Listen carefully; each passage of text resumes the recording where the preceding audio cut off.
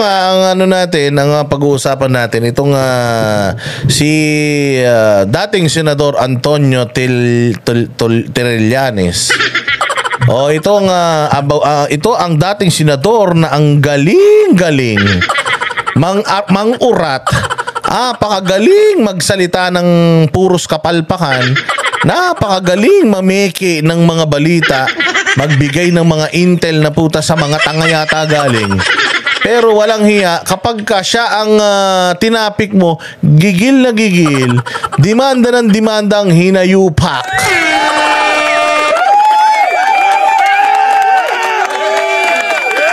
Salamat sa pakikiramay. Naku, Tess Bingo, kasama mo kami sa lahat. Lagi mong tatandaan yan na pag malungkot ka, punta ka lang dito, pasasayahin kita. Kahit kumanta ako para sa'yo, kahit sumayaw ako dito, mapasaya ka lang. Ganyan namin kamahal ang mga kapatid natin dito sa ating kulto, Boss Dada TV.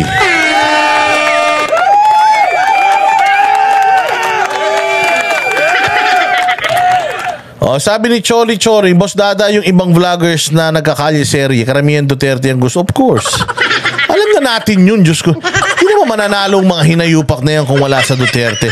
That's a no-brainer.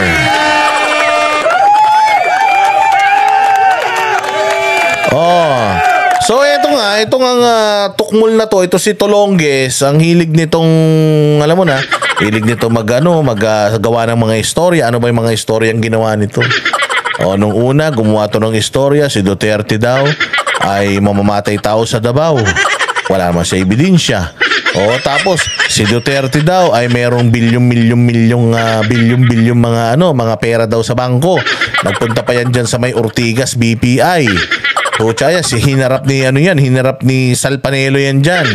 Hindi naman niya napatunayan. Sinabi niya na si Pulong Duterte ay miyembro ng Triad.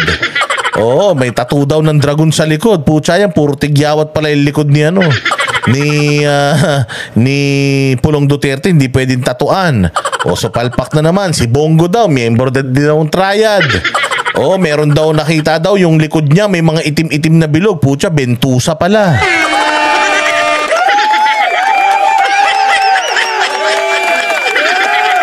Eto na naman nakaraan, nagsalita na naman.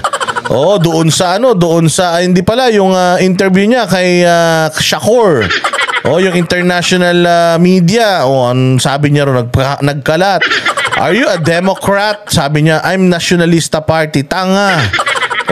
Hindi sinasabing kung anong partido mo. Ang tanong, kung ikaw ba ay makademokrasya, ikaw ba ay hindi makademokrasya, ganyan. So doon, nag-ano na naman siya, nag-analyze na naman siya doon. Sabi niya na ito si Duterte, pabagsak na. By December, pababa na yan, tapos next year, wala na yan.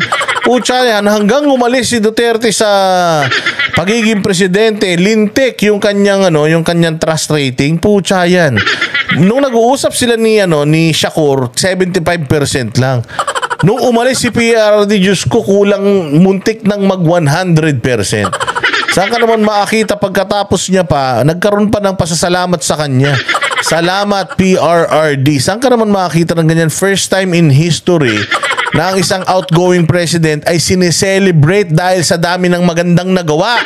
Samantalang yung mga dating presidente, pucha yan, kada matatapos ang termino ng dating presidente, kung di mamatay, makulong dahil sa mga kasong pandarambong.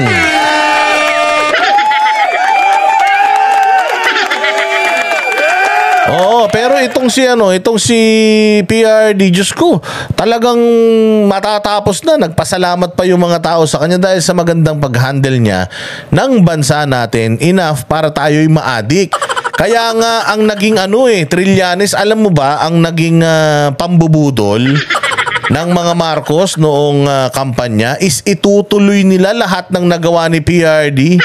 Kaya ang daming bumoto sa kanila dahil sinabi nila itutuloy namin lahat ng mga nasimulan ni Duterte. Pucha, yung pala itutuloy nila na wag ituloy at hayupin itong pamilya ng mga Duterte.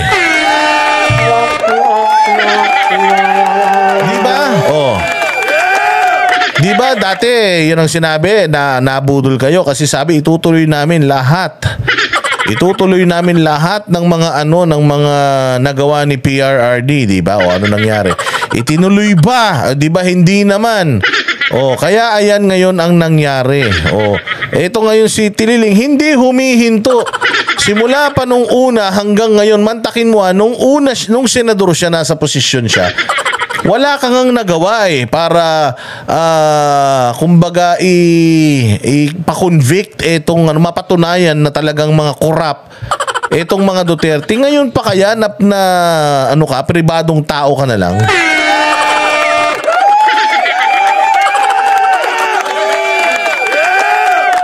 Ang dami-dami mong sinasabi tungkol sa mga Duterte. Hindi mo napapansin yung problema ng bayan natin, yung problemang ginagawa sa kasalukuyan nitong administrasyon? Bakit? Nag-a-apply ka ba sa administrasyon? Kaya ikaw ngayon ay papogi ng papogi dahil ayaw sa'yo ng dilawan. Pucha, kompleto na yung slate ng kompleto na yung slate, halos makukompleto na yung slate ng Uniteam. Tapos sa Caloocan, ayaw naman nila sa'yo. Di ka naman daw taga ron. Oo, di ka naman daw nila kilala. Bigla ka na lang naging concern sa nila. Bigla ka na lang naging concern sa Caloocan. Gusto mong baguhin yung Caloocan. Ang tagal-tagal mo, senador. Wala ka naman nagawa sa Caloocan.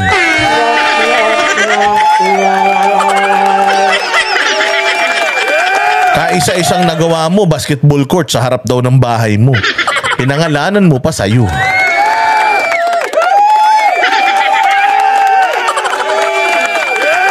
Kaya pakinggan natin mga boss. Sabi nga niya dito sa kanyang interview na to, wala daw silbi, mahina daw si Inday Sara.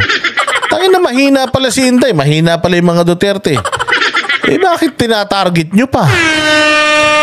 Bakit bigla kayong nagwala? Bigla kayong nagsilabasan sa mga lungga ninyo?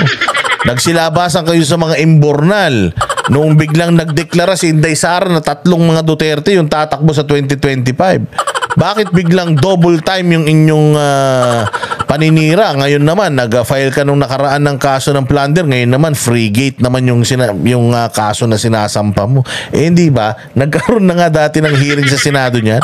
Wala naman nangyari.